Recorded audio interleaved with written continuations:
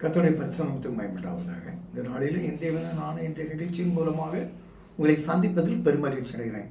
இந்த நாளில் ஒரு நல்ல வார்த்தை, உங்களை ஒதுக்கி புறந்தள்ளி அவமானமாக நினைத்து அற்பமாக நினைத்து மனிதர்களுக்கு முன்பாக உங்களை ஒதுக்கி இருக்கலாம். இன்று இயேசு ஒரு பெரிய அற்புதத்தை செய்கிறார். எல்லா மனிதன் திரும்பி பார்க்க வைக்க போகிறார். கர்த்தர் எல்லா மனிதருக்கு முன்னுக்கு தூக்கி உங்களை நிறுத்த போகிறார், உங்களை உயர்த்த போகிறார். வாசிக்க கேட்போம். இயேசு மத்தேயு எழுதின புஸ்தகம் 8ஆம் அதிகாரம் 4வது வசனம். மத்தேயு 8:4 வசனம் பார்த்து வாசிக்க கேட்போம். இயேசு அவனை நோக்கி, நீ இதை ஒருவருக்கு சொல்லாதபடிக்கு எச்சரிக்கையாயிரு. ஆயினும் அவர்களுக்கு சாட்சியாக நீ போய் ஆசாரியனை காண்பித்து மோசே கட்டளையிட்ட காணிக்கையை செலுத்து என்றார். இது என்ன சம்பவம்? முட்டையா பார்த்துருக்கேன். ஆனால் முந்தின வசனத்தை பாருங்க. 3வது வசனத்தில் இயேசு தமது கையை நீட்டி அவனை தொட்டு, எனக்கு சித்தம் உண்டு, நீ சுத்தமாகு, எனக்கு சுத்தம் உண்டு, சுத்தமாக என்றார். உடனே குஷ்டரோகம் நீங்கி அவன் சுத்தமானான்.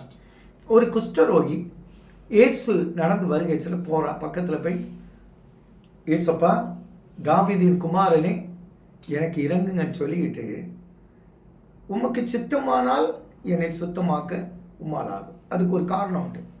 குஷ்டரோகி யாரையும் தொடக்கூடாது. அதனால தான் தள்ளி கேட்கலாம், ஆண்டவரே உமக்கு சித்தமானால் என்னை சுத்தமாகும்.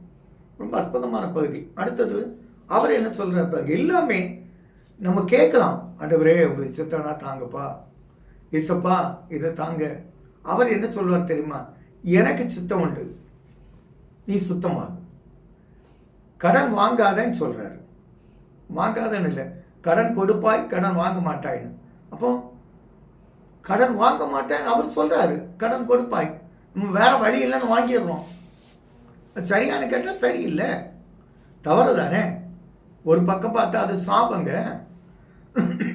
பெரிய சாபம். ஆனால் இங்கே பாருங்க எவ்வளோ அழகாக சொல்ற பாருங்க.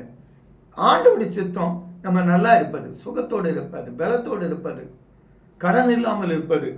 ரொம்ப அற்புதமான பகுதி.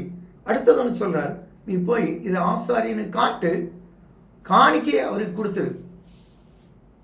அது ரொம்ப நல்ல வார்த்தை பாருங்க. காரணம் உண்டு. ஆசாரியனை அவரு ஏன்னா ஜனங்கள் சபிப்பாங்கன்னு சொல்லி ஒதுக்கி வைக்கிறது யாரு? ஒதுக்கி வச்சது யாரு? மோசே. அவருடைய சட்டத்துல அந்த சட்டம் படி ஒதுக்கி வைத்தார்கள். அவன் குஷ்டரோகி, தொட முடியாது. அவனை எவ்வளவு பார்த்தவன் அசிங்கப்பட இருக்க, அப்படி இப்படி இருப்ப, எத்தனை நிந்தனை. ஆனா ஏசப்பா அவரை தூக்கினார், கையை பிடிச்சார், கையால் சுகமாக்கினார். அவன் அதை சொல்லக்குன்னா ஊருக்கே அடிச்சினான். பார்க்கிறவங்களும் ஆச்சரியப்பட்டாங்க. அதே போல இந்த நாள் ஆச்சரியத்தின் நாளாய் முடியும். எங்கள் நல்ல தகப்பனே, இந்த நாள் ஆச்சரியத்தின் நாளா இருக்க, அதிசயத்தின் நாளா இருக்க, அற்புதத்தின் நாளா இருக்க கிருபை செய்யும் நல்ல பிதாவே, ஆமென்.